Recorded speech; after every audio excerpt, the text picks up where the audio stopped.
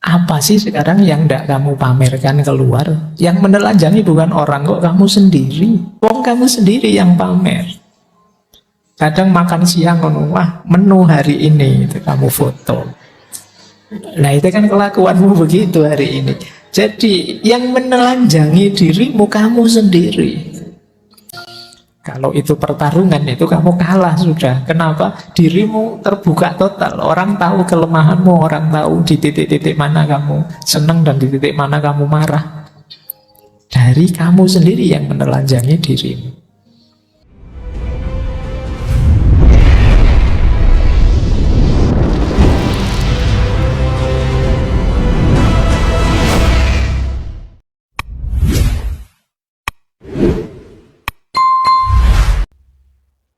Oke, bismillah.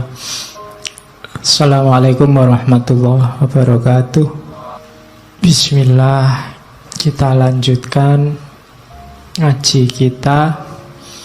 Malam hari ini kita ganti sesi. Oke, selanjutnya kita lihat ya akar-akar kegelisahan moral hari ini. Saya tidak akan bilang kalian punya kegelisahan moral apa, tapi secara umum sumber-sumber kegelisahan moral kita hari ini itu apa saja sih? Ini ada beberapa hasil kontemplasi tentang situasi kita hari ini. Ini jadi bahan ya, itu setiap poin itu bisa didiskusikan satu kali seminar, itu masih panjang. Ini saya menginventarisir saja. Kita tengok ya, nanti boleh kalau ada yang ingin menanggapi problem-problem yang saya sebut ini. Yang pertama, situasi belief, kepercayaan, religiositas, dan lain sebagainya mulai banyak di kalangan kita perilaku-perilaku eksklusif. Ini mulai sering jadi sumber kegelisahan. Jadi eksklusif itu bahasa Arabnya jamid, jumud, kaku, macet, mandek. Jadi ada artikel yang kemarin saya baca yang bilang bahwa Indonesia itu sekarang growing intolerance. Mulai tumbuh, mulai besar perilaku-perilaku intoleran. Ini bagian dari kegelisahan. Jadi sistem, kalau istilahnya seorang filosof muslim yang namanya Abid Al-Jabiri, situasi dunia Islam hari ini itu situasi akidah yang eksklusif. Jadi merasa pandangannya adalah yang paling benar. Tidak bisa membedakan antara agama dengan pemikiran keagamaan. Ini katanya Abid Al-Jabiri tadi. Jadi orang sulit membedakan ini Al-Quran. Kalau Al-Quran pasti benar. Kalau ini pemahamanku terhadap Al-Quran bisa saja keliru. Wong aku manusia. Nah, orang susah membedakan ini. Seolah-olah pemahamanku terhadap Al-Quran itu levelnya sama kayak Qurannya. Tidak boleh disalahkan. Nah, ini mengundang kegelisahan-kegelisahan. Wong ulama zaman dulu saja itu kalau sudah mengeluarkan pikiran-pikiran luar biasa, selalu mengakhirinya dengan wallahu a'lam bissawab. Allah lah yang tahu yang paling benar yang mana. Kalau aku manusia hanya berusaha mencapai pengetahuan, mencapai kebenaran itu. Aku bisa salah. Kalau Al-Quran pasti benar. Pemahamanku terhadap Al-Quran juga bisa keliru. Kesadaran ini sulit dimiliki hari ini ya. Orang mungkin karena pengaruh medsos dan lain-lain, nanti kita lihat, membuat terus situasinya jadi jamit, tadi kaku. Nah, ini PR ya. Saya bilang setiap tema bisa dibahas panjang lebar. Saya mancing saja. Silahkan nanti kalian renungi situasi ini. Yang kedua, kalau tadi sistem kepercayaannya, sistem sosial kita. Sistem sosial kita hari ini modelnya masih model Qabilah. Qabilah itu sistem sosial yang fanatik. Ya kalau zaman dulu Qabilah itu suku ini, suku itu. Kalau sekarang ya mungkin aliran ini, aliran itu, partai ini, partai itu, mazhab ini, mazhab itu. Jadi sistem sosial yang fanatik. Jadi kalau bahasa Arabnya ya asobiyah. Ini jadi akar kegelisahan moral juga hari ini. Kalau orang sudah fanatik itu right or wrong ya karena aliranku ya harus aku bela. Karena kelompokku harus benar terus. Nah ini perlu juga jadi bahan renungan kita ya. Ada kegelisahan semacam ini hari ini. Apa dulu tidak ada Pak? Dulu ya ada. Sekarang lebih kelihatan karena media sosial. Yang ketiga, sistem budaya. Sistem budaya kita masih polanya inferiority. Kita ini masih sering rendah diri. Sehingga akhirnya modelnya di situ tak tulis taklid. Jadi taklid itu ya ikut saja pokoknya. Ikut idola-idola. Semoga di sini tidak ada yang mengidolakan ngaji filsafat. Karena diidolakan itu diberhalakan. Jadi, ya ini ngaji bagus, tapi tidak selalu isinya mesti baik, mesti benar. Mungkin benar, tapi tidak selalu relevan sesuai untuk hidupmu, dan seterusnya. Jadi kalian harus kritis. Jadi jangan bikin qabilah sendiri. Kita sudah terlalu banyak qabilah. Ayo yang cair. Nah, jadi sistem budayanya kita hanya niru taklid. Untuk budaya sendiri kita agak inferior. Boleh dicek dalam banyak hal. Tren kah? Tradisi kah? Acara, kegiatan kah? Itu biasanya kita kiblatnya kemana-mana. Film saja sama-sama film laga gitu ya tetap milih yang luar kita. Yang film kita anggap level film apa Indonesia apa? Enggak. Yang luar. Kita masih inferior. Jangankan yang budaya, mau kita ketemu orang luar saja kadang-kadang kan rasanya beda. Sudah mahasiswa S2, S3 ketemu turis saja ngajak ngomong saja grogi, khawatir diajak ngomong bahasa Inggris. Merasa Inggrisnya tidak bagus. Kalah berani sama guide-guide itu kadang nekat, pedagang-pedagang itu juga lebih berani dari kalian kadang ngomongnya. Masih ada inferiority secara budaya. Jadi membaca saudara-saudara teman kita itu agak mudah karena tinggal dicari ini orang ini idolanya siapa sih, patronnya siapa, tidak jauh-jauh dari situ. Nah ini kegelisahan tersendiri. Yang keempat, sistem politik kita imbas dari qabilah, imbas dari eksklusivitas tadi, imbas dari inferioritas tadi. Sistem politik kita banyak berpola egoistik. Anania ini melanjutkan yang sistem fanatik tadi. Kepentinganku nomor satu. Meskipun kadang-kadang pakai istilah mengatasnamakan kepentingan orang banyak, kepentingan rakyat, kepentingan, tapi sebenarnya kelihatan sekali masih egoistik, anania. Jadi hanya mengejar kesuksesanku, keberhasilanku. Ku ini bisa kecil, bisa besar. Besar itu berarti satu kelompok, organisasiku. Nah ini kegelisahan selanjutnya. Nanti silahkan kalau ada yang ingin menanggapi ya. Mungkin ada masukan-masukan. Sengaja temanya tidak saya bahas detail. Mungkin nanti ada yang menanggapi. Kemudian ada sistem ekonomi.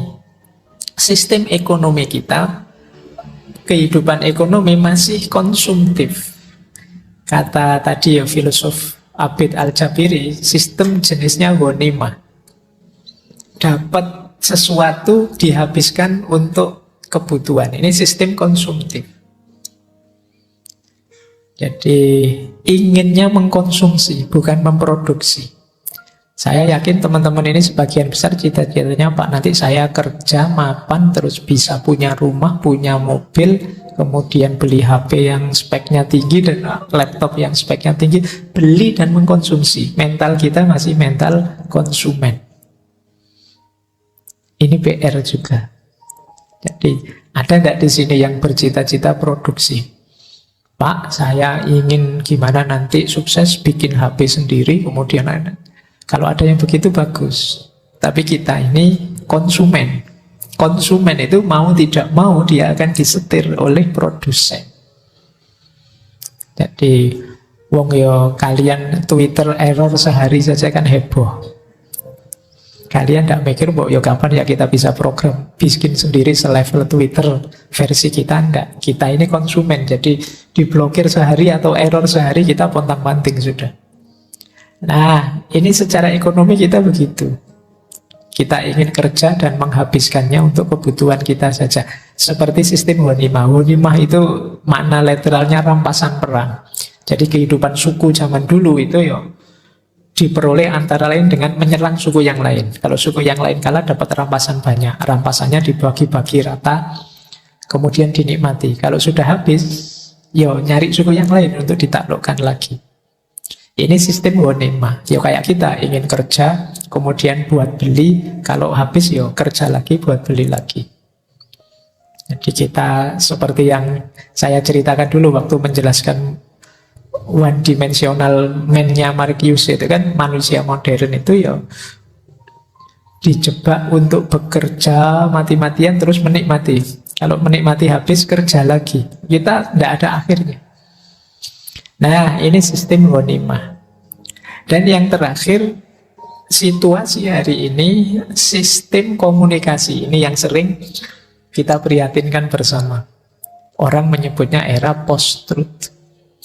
Kalau bahasa Arabnya ini saya agak ijtihad, mungkin istilah yang pasnya pakai bahasa Arab itu satohiyat. Satohiyat itu kayak satohatnya para sufi. Ya satohatnya para sufi mending dia karena kedekatan dengan Allah, asiknya dekat dengan Allah. Kalau kita ngelantur karena asiknya kita main HP, ngomongnya tidak jelas, tidak kontrol dan lain sebagainya. Banyak hal tidak penting terus dipentingkan dan lain sebagainya. Ini sistem komunikasi yang satohiyat. Orang menyebutnya post-truth. Nah, ini akar-akar tadi ya, kegelisahan moral. Ini mengepungmu di sekelilingmu. Saya tidak tahu kalian level kesadaranmu di mana, tapi bagi orang yang punya kesadaran kritis, 6 hal ini menggelisahkan. Kecuali orang yang kesadarannya deterministik. Alah Pak, hidup ini dijalani saja, ngapain ruwet-ruwet mikir begitu. Atau yang punya kesadaran naif. Kesadaran naif itu orang yang saya tahu sih Pak ada masalah, tapi yo so what gitu loh. Biar sajalah masalah, biar masalah. Silahkan yang ahlinya menyelesaikan, saya yo menikmati saja. Ini orang naif. Nah, kalian ada di mana, ingin berkontribusi apa terhadap problem-problem ini, silahkan kalian pertimbangkan. Saya tambahi lagi ya, biar kamu tambah sumpek. Malam hari ini pokoknya saya tidak ngasih teori, ngasih solusi, saya ngasih masalah. Hari ini kita ada di situasi namanya mass mediated reality. Realitas itu sekarang sampai ke kita melalui mass media. Kalau dulu orang menyebut pengalaman itu kan bayangannya terjun langsung, ngalami langsung. Sekarang tidak. Pengalaman hidup itu diperoleh melalui mass media. Maka namanya mass mediated reality.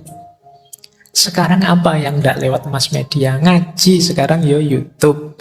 Para ustadz, para ulama, para kiai yo punya channel sendiri-sendiri. Apalagi makanan, apalagi semuanya lewat mass media. Nah, apa efeknya mass media yang jadi fokus realitas hari ini? Itu inventarisir saya, ada beberapa efeknya. Ini boleh nanti kalian protes ya, ini pembacaan saya. Mass mediated reality itu yang pertama membuat hidup jadi dangkal. Ya kan? Rasakan bedanya yang ngaji HP-mu atau kalian ngaji sendiri. Ya tentu saja vibrasinya beda, kedalamannya berbeda. Meskipun HP-mu fasih sekali, enak sekali kalau ngaji, wong itu memang rekaman, dengan kamu yang ngaji itu kedalamannya jauh berbeda. Bela sungkawa hadir langsung mengucapkan, kemudian ketemu orangnya jauh beda dengan bela sungkawa yang kamu lewat WA copy paste saja. Anggota grup 100 isinya copy paste kabeh. Oh ya kan? Jadi orang lebih mementingkan citra. Orang lebih mementingkan tampilan. Makanya hidup cenderung terus jadi dangkal. Itu nanti jangan-jangan lama-lama ya tempat-tempat rekreasi itu sepi. Orang prinsipnya ngapain capek-capek datang ke sana. Nonton screensaver saja sama saja indah. Bisa saja nanti begitu. Nah, coba kalian rasakan ya, intimnya ketemu langsung dengan hanya lewat media sosial. Rasakan yang kemarin waktu pandemi yang mau tidak mau kalian hanya berinteraksi via media sosial, dengan sekarang sudah bisa ketemu langsung. Oh ngaji gini aja kan rasanya beda kedalamannya. Oke, baik. Yang pertama itu PR kita. Bukan berarti kalau begitu ndak HP-HP-nan Pak, ndak. Ya kamu harus lebih cerdas menyikapinya. Yang kedua, hari ini itu noisy, riuh. Kenapa? Orang semua ingin menunjukkan dirinya. Karena citra dianggap lebih penting daripada kenyataannya. Jadinya ruaminya luar biasa. Kamu boleh ngitung, kamu punya berapa grup di HP-mu, kemudian berapa ratus WA yang tampil di HP-mu hari ini, terus kamu hitung mana yang penting, mana yang tidak. Dari ratusan postingan itu berapa yang penting? Kadang-kadang kan kamu buka TikTok itu kan, kalau pas bagian serius kamu skip, bagian dagelan lucu-lucu kamu tengok, nanti bagian apa kamu tengok. Oh yang wow ini ilmu loh, nanti saja, nanti yang lucu-lucu.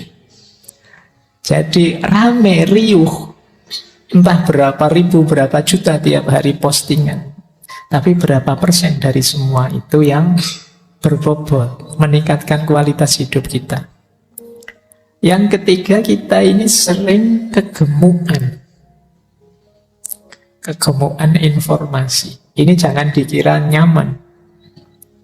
Informasi itu sebenarnya kita butuh cukup saja. Terlalu banyak informasi, kita akan terdistraksi kemana-mana. Hal-hal tidak penting merepotkan kepala kita. Karena terlalu banyak informasi. Kita kan tidak cukup tahu bahwa misalnya kemarin sepak bola yang menang ini, yang kalah ini, kan kita terus masuk. Kenapa kok menang, kenapa kok kalah? Jangan-jangan ini atlet ini tadi malam gegeran sama istrinya, makanya mainnya tidak serius. Ini kamu sampai ke situ mungkin. Jadi kegemukan informasi kadang tidak relevan dengan kebutuhanmu. Nah ini juga sering jadi masalah. Kalau kalian tangguh, punyalah filter. Kalau ada hal-hal yang tidak penting, di skip saja. Aku tahu tentang ini juga tidak ada manfaatnya kok, lewati saja. Apa sih pentingnya kalian tahu artis ini sebentar lagi cerai loh Pak, sekarang sudah pisah ranjang, kemarin di wawancara itu. Jadi kamu paham bener yang tentang itu. Eman-eman. Ya memang HP-mu mungkin isinya macam-macam, tapi yang jadi fokusmu kan itu. Ya saya tahulah di HP-mu ada downloadan buku ini, buku itu, tapi kan nggak pernah kamu tengok. Yang penting wis download, kamu nyaman sudah, dibaca juga enggak. Baik, itu kegemukan. Yang keempat apa? Ketelanjangan. Apa sih sekarang yang enggak kamu pamerkan keluar? Yang menelanjangi bukan orang kok, kamu sendiri. Orang itu ngerti detik per detik kamu sedang ngapain. Kenapa? Kamu enggak berhenti posting. Ngaji ini saja, nanti berangkat ngaji nih di MCS. Ya kan, sampai depan ngantri nih kopi, duduk kamu foto lagi, posting lagi, entah berapa kali posting kamu sekali ngaji. Wong kamu sendiri yang pamer. Kadang makan siang menu hari ini itu kamu foto. Nah itu kan kelakuanmu begitu hari ini. Jadi yang menelanjangi dirimu kamu sendiri. Jangan kaget nanti kamu begitu ketemu kenalanmu, wah ayo kita makan bakso. Loh kok tahu saya senang bakso? Kamu tiap hari pamerin bakso. Jadi kamu sendiri yang bongkar siapa dirimu. Itu yang istilahnya ketelanjangan, ranah privat habis sudah. Padahal hidup itu indahnya kan kalau masih ada yang misteri-misteri tersembunyi dari diri kita, bikin orang penasaran, itu kan malah ngejar-ngejar. Tapi kamu sekarang terbuka semua sudah, tidak bikin orang penasaran lagi. Kalau itu pertarungan, itu kamu kalah sudah. Kenapa? Dirimu terbuka total. Orang tahu kelemahanmu, orang tahu di titik-titik mana kamu senang dan di titik mana kamu marah. Dari kamu sendiri yang menelanjangi dirimu. Nah, kemudian ada lagi istilah saya kengawuran. Ini ada istilah misinformasi, disinformasi, malinformasi. Kalau misinformasi salah paham. Disinformasi itu kita tahu ini berita tentang itu tapi kita pakai untuk yang lain. Ini sebenarnya berita kecelakaan tapi kita pakai ada pembantaian misalnya itu disinformasi. Ada malinformasi, kita memang sengaja ngarang biar rame yuk. Nah itu malinformasi. Ini kok grup sepi ya, wah kamu terus bikin goro-goro apa, posting gambar yang apa, yang terus kamu komentari apa, orang jadi rame. Cuma ingin bikin rame saja. Terus kita ngawur hari ini. Kita sering dibingungkan oleh hal-hal yang ngawur itu. Selain ngawur apa? Ngeyel. Saya tidak tahu bahasa Indonesia ini ngeyel itu apa. Ya tak tulis ngeyel saja, kengeyelan. Keras kepala mungkin ya pasnya ya. Jadi ngeyel itu gimana sih hari ini? Kalau zaman dulu orang itu kayak filsafat ya, kayak René Descartes itu I think therefore I am. Aku berpikir maka aku ada. Kalau sekarang enggak, I believe therefore I am right. Pokoknya kalau aku yakin benar ya benar wis. Wis kamu dikritik enggak bisa sudah. Nanti didukung oleh Google juga kan, pendirianmu itu selalu disupport oleh Google. Pencarianmu selalu diberi lebih oleh Google. Kamu tambah ngeyel sudah. Nah, begitu kamu cari, apalah misalnya Fakhruddin Faiz sesat misalnya. Itu sampai besok-besok kamu ditawari terus sama Google betapa sesatnya Fakhruddin Faiz. Itu yang namanya filter bubble itu kan, peradaban ngeyel. Nah, coba ya, ini sumber-sumber kegelisahan moral kita hari ini sehubungan dengan mass mediated reality tadi. Baik, saya tambahi. Dampaknya jangan dianggap sepele. Untuk kita individu secara psikologi ada namanya online disinhibition effect. Orang lepas kontrol begitu masuk dunia maya. Rusak moralmu dan kamu tidak peduli. Kenapa? Kalau di dunia nyata kamu berperilaku immoral kelihatan langsung, tapi di dunia maya tidak. Kamu tidak sadar itu. Kamu diam-diam bohong, diam-diam bikin berita palsu, diam-diam bikin goro-goro. Tenang saja Pak, saya punya akun anonim, saya punya akun yang fake account, jadi saya bohong. Kamu anggap seperti itu aman, kamu tidak sadar betapa itu merusak dirimu sendiri. Jangan dikira mentalitas seperti itu hanya bikin rame yang di luar dirimu, bikin masalah di luar. Kerusakan moralmu yang diprihatinkan. Orang lain tidak tahu, tapi dirimu kacau, dirimu rusak. Jadi kalian bikin berita bohong, komen yang ngaco, merusak, menghancurkan reputasinya orang, dan kalian senang-senang saja dengan itu. Lumayan rame, padahal saya tadi bohong loh, sekarang rame, asik ini. Nah, seolah-olah itu aman. Ya mungkin aman, kamu tidak ditangkap polisi, tidak ketahuan, tapi moralmu rusak.